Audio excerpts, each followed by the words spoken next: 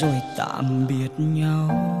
Ngày mai mình sẽ mất nhau thật rồi. Mỗi người mỗi nơi tìm hạnh phúc mới, để không ai phải phiền lụy đến ai.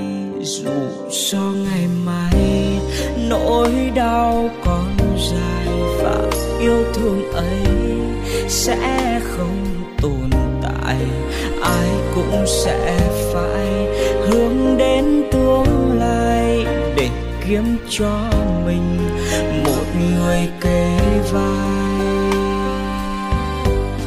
Nếu như ngày xưa chúng ta không vội vàng yêu nhau để rồi bây giờ lìa tán, thì chắc có lẽ sẽ không đau khổ. Yêu thương vụn vỡ thêm một lần nữa, giờ anh sẽ không níu tay em lại, để yêu thương ấy dần dần phôi phai.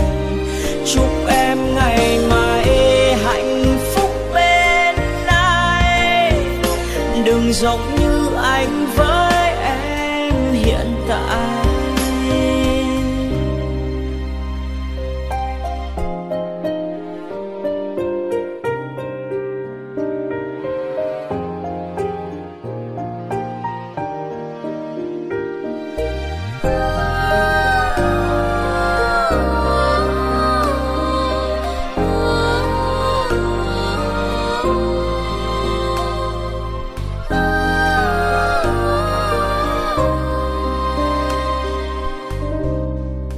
Nụ hôn cuối rồi tạm biệt nhau. Ngày mai mình sẽ mất nhau thật rồi. Mỗi người mỗi nơi tìm hạnh phúc mới, để không ai phải phiền lụy đến ai. Dù cho ngày mai nỗi đau còn dài và yêu thương ấy sẽ không tồn tại, ai cũng sẽ phải hướng đến tương lai để kiếm cho mình một người thế vai. Nếu như ngày xưa chúng ta không vội vàng yêu nhau để rồi bây giờ lìa tán, thì chắc có lẽ sẽ không đau khổ.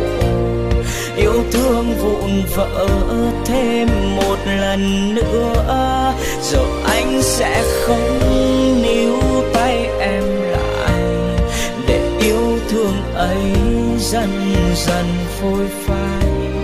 Chúc em ngày mai hạnh phúc bên ai, đừng giống như anh với em hiện tại. Nếu như ngày xưa chúng ta không vội vàng yêu nhau để rồi bây giờ lìa tan, thì chắc có lẽ sẽ không đau khổ. Yêu thương vụn vỡ thêm một lần nữa, giờ anh sẽ không níu tay em lại, để yêu thương ấy dần dần phôi phai. Chúc em ngày mai hạnh phúc bên ai, đừng giống như anh với em hiện tại, đừng giống như anh hiện tại.